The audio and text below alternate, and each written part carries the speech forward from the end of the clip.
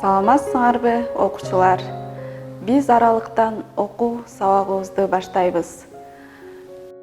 Өткөн сабагыбызда биологдор боюнча түшүнүк алганбыз.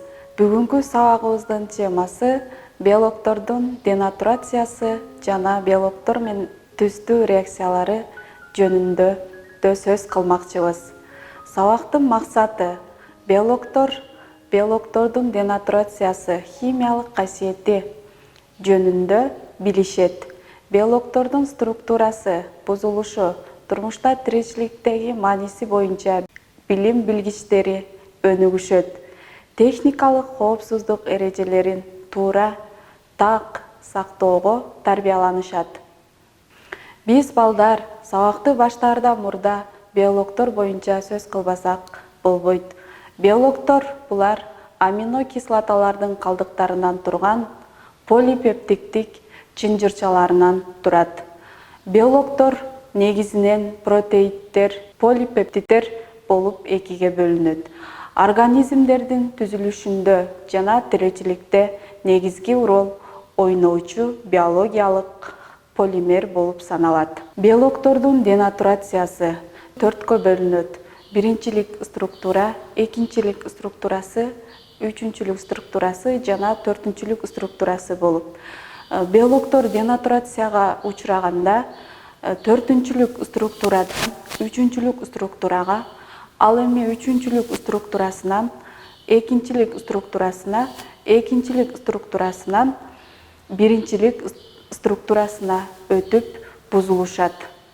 Мен силерге азыр биологдордун түстүү реакцияларын көрсөтүп бермекчимин. Биринчи, жумуртканын агын куюп алабыз. Эми биз бул куюп алган жумуртканын агына суу куюп, сууда эритип алабыз. Негизи бул реакцияларды биз жасаганда ар бир затты ченөөчү цилиндр менен ченеп жасашыбыз керек эле. Бирок бизде ченөөчү цилиндр жок болгондуктан биз божомолдоп куюуга туура келет. Мынакей балдар, аралаштырып алдым. Эми бул аралаштырып алган белокко биз азот кислотасынан куюп алабыз. Мына балдар, азот кислотасын биз куюп алдык.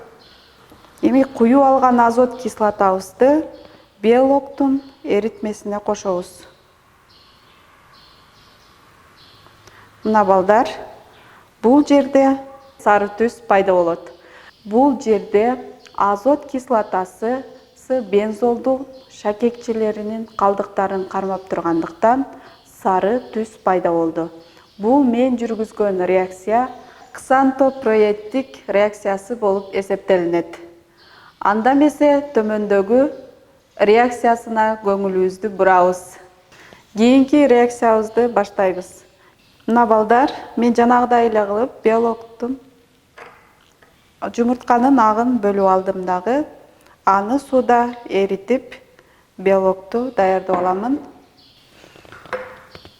Бул даярдап алган биологдун эритмесинин үстүнө кадимки этиловый спиртти тамчылатамын. 2 тамчы.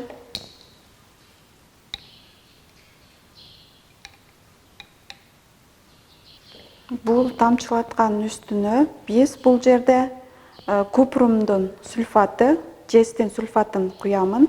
1-2 тамчы эле тамчылатамын.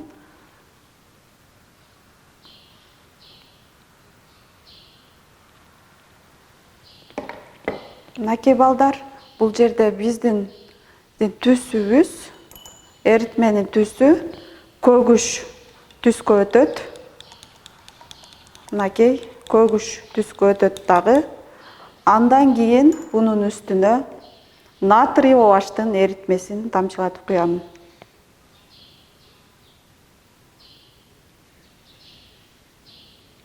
Мына балдар, бул жерде биздин эритмебиздин түсү фиолетовый түскө өтөт. Мынакей. Бул белоктордун түстүү реакциясы деп аталат. Негизинен мен жасаган реакция бул буюреттик реакция болуп эсептелинет. Негизи белоктордун формуласы татаал болгондуктан биз алардын формуласын жаза албайбыз. Ошондуктан бул мен жасаган реакцияны дагы жазууга болбойт.